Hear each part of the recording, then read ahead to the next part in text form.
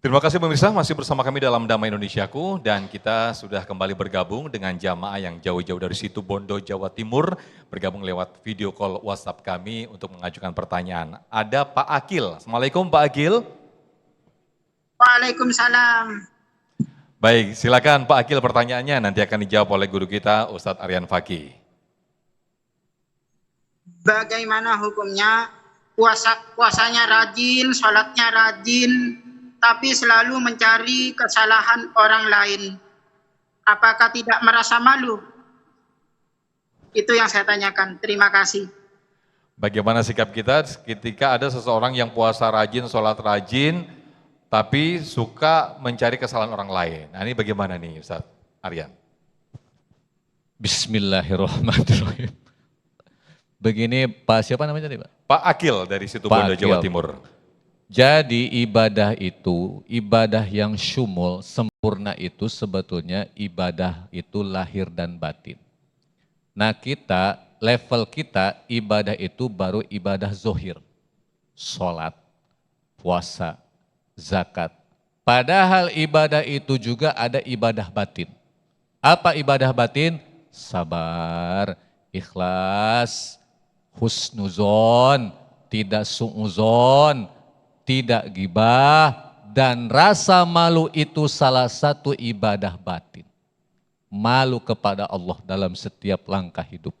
Jadi ada orang yang sholatnya rajin, puasanya rajin, tapi masih suka ngomongin orang dan cari-cari kejelekan orang, maka puasa dan sholatnya sudah ada catatan pahalanya di sisi Allah.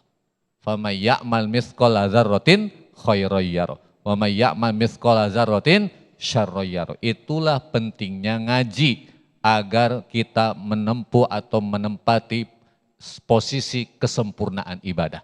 Zohir kita ibadah, batin kita ibadah kepada Allah Subhanahu wa taala. Begitu. Baik, artinya orang-orang yang seperti itu bisa dikatakan tidak tahu malu begitu Ustaz ya, ketika ibadahnya rajin tapi masih melakukan kejelekan-kejelekan terhadap orang lain ya. Baik, begitu Pak Agil, semoga bisa menjawab ya Pak Agil dari Situbondo, Jawa Timur. Ya, terima kasih. Baik, terima kasih Pak Agil yang sudah bergabung bersama kami dalam Damai Indonesiaku lewat pertanyaan video call WhatsApp. Assalamualaikum Pak Agil. Baik, berikutnya kami persilakan kepada para jamaah Masjid An-Nizam. Ada Kakak Nur Hasana atau Anak Nur Hasana. Silakan dan akan dijawab oleh guru kita Ustadz Deban. Baik, Assalamualaikum warahmatullahi wabarakatuh. Waalaikumsalam warahmatullahi wabarakatuh. Saya Nur Hasanah dari Bekasi, izin bertanya Pak Ustadz, bagaimana membedakan rasa malu yang menjaga iman dengan rasa malu yang justru menghalangi kebaikan? Sekian dari saya, wassalamualaikum warahmatullahi wabarakatuh. Waalaikumsalam warahmatullahi wabarakatuh. Fadhal Ustadz Deban. Baik, yang tadi Ibu Siti Nur Hasanah, yang ini Nur Hasanah. Nur Hasanah saja. Sama namanya tapi yang ini karena sudah lebih sepuh, lebih dewasa, pakai Siti depannya.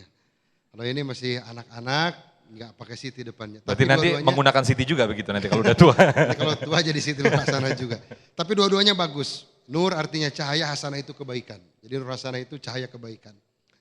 Bagaimana cara kita membedakan malu dalam melakukan maksiat dan sebaliknya malu ketika kita melakukan taat atau melakukan kebaikan itu. Pertama, di awal disampaikan bahwa harus mampu memposisikan dan memahami kata malu. Jadi kalau orang tidak mampu memahami kata malu, satu konsekuensinya tadi malu-maluin, yang kedua tidak tahu malu begitu. Jadi kapan kita harus malu dan kapan kita harus berani, itu yang pertama caranya begitu. Dipahami dulu apa itu malu, hakikat malu itu apa. Malu itu sesuatu yang ada sebetulnya pada fitrah manusia dan dalam melakukan kebaikan atau melakukan maksiat itu sudah diberikan oleh Allah Subhanahu wa taala. Beda lagi dengan orang yang begini. Dia ingin melakukan kebaikan tapi ada rasa malu itu. Nah, rasa malu itu harus dibuang dengan cara apa? Dengan cara dilatih dan dikasih pemahaman bahwa ketika kamu melakukan seperti itu, justru itu akan mendapatkan pahala.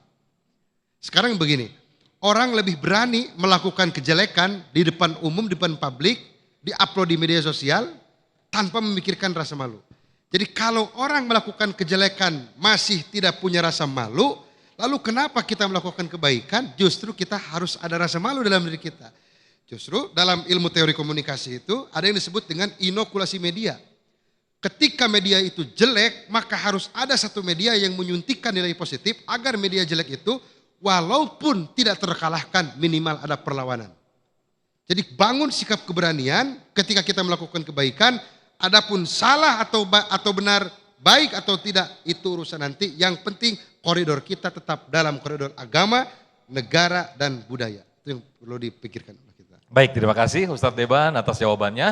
Dan pemirsa, kami akan bacakan sejumlah pertanyaan yang sudah masuk di kolom komentar Instagram kami @damaiindonesiaku_tv1. Usai jeda, tetaplah bersama kami dalam Damai Indonesiaku.